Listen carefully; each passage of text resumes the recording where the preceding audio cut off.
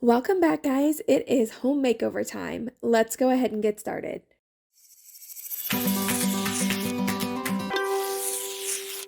A long time no post from me. If you don't follow me on Facebook or don't follow my community tab, I was attacked by a dog, specifically on my right hand, and that has made crafting and editing videos very difficult. But in today's video, I happened to finish this part right before all of this happened. So we're going to be painting the exterior of my house, the front door, the little area beside the door, our bay window, and the large garage door. We have multiple colors going on here, and it is something I've wanted to do from the moment we toured our house. So I'm going to walk you through what I did to prep it and paint it and show you the end results. So I'm going to start with the front door. I'm removing the door hanger. I am scraping it down and giving it a light sanding, just trying to even out the surface because it had some runs from prior and just some damage done. So I'm just going to do that all over the front door and by the side window where there's any chippy paint. And I'm just going to sand, and then I'm going to clean it all up. Now, you should be wearing a mask or like a respirating mask. Do as I say, not as I do. I was just holding my breath as I worked through it. Here I'm just using some warm water and some Dawn soap and like Dawn dish soap. And I am just going to scrub the door and the area beside the door so that I can prep it for paint. So I'm just going to scrub it down, get all of that dust and dirt off of it, and then I come back with just some clean regular water and wipe it down just to rinse it. After that, I'm going to come back through and I'm going to clean up this window a bit. I need to tape it off, but first I wanted to get some of the paint that had overlaid on the window that they had never cleaned up and scrape that away before taping.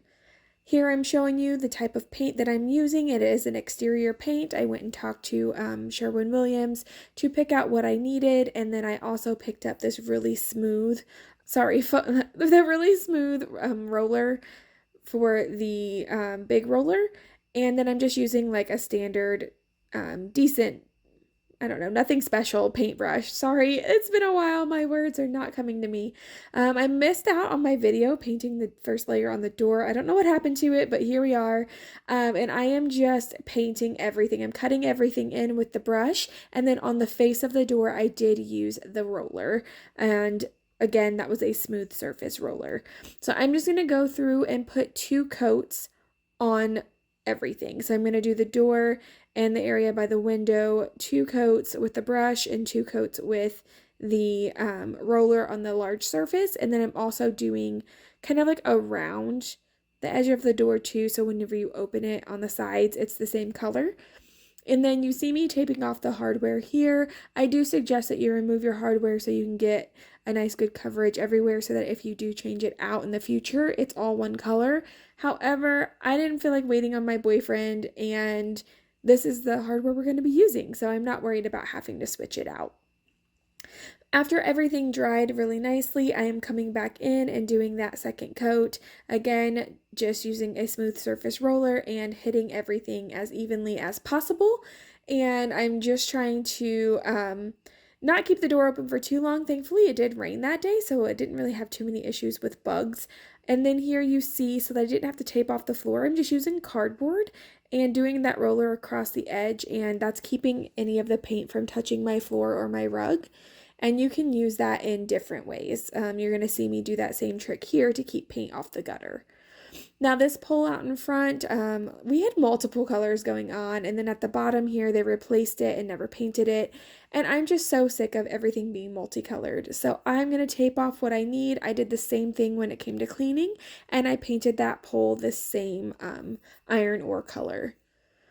Now our bay window has this brown that was also beside the door, and it was really sloppily painted. You can't tell from the distance, but I washed all of that and rinsed it as well, let it dry, and I'm going back in with this gray with a paintbrush.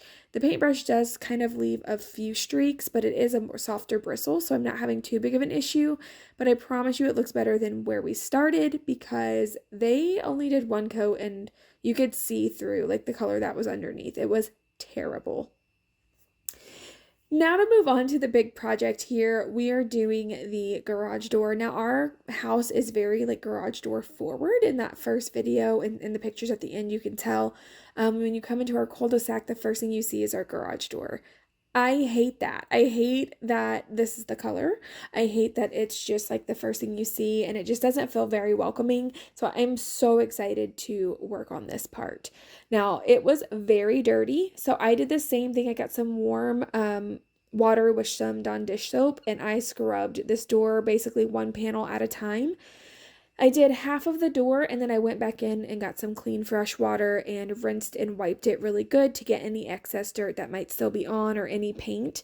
This paint comes off very easily when you scrub it. I'm not sure that they used exterior paint when they painted this stuff, which I think explains the faded color that it is. I think that I don't know, that's just my guess because whenever I cleaned the front door and everything too, like the actual color of it comes off. And I didn't have to sand the garage door, and it was happening here too. So I don't know what's going on. I'm just happy to be rid of it. My boyfriend has come out to help with this part. He's better and more patient with spray painting than I am, so he's just helping me tape it up. I want to just keep from there being any uneven paint surfaces if there's some overspray. So we're just going to use some of this packing paper to catch any excess, and he is going to clean that up for me after I had already washed it and let it dry. Once that's done, I'm going to start in with the paint. Again, I'm going in with a brush and that smooth surface roller, and I'm just going to go in and paint all of my edges first and getting in those indents of the like the detail on the garage door, and I'm going to do 2 full coats. I'm just going to do this in sections. So I end up doing all of the panels and then I go in sections with the roller and I kind of do 2 at a time. As I'm rolling in the paint for like overlapping, I'm trying to make sure I don't have any really big overlap marks since the roller does put on quite a bit of paint. And I'm just going to do this to the whole door, and then I went back over again with the brush a second time and did all of the details and outline again.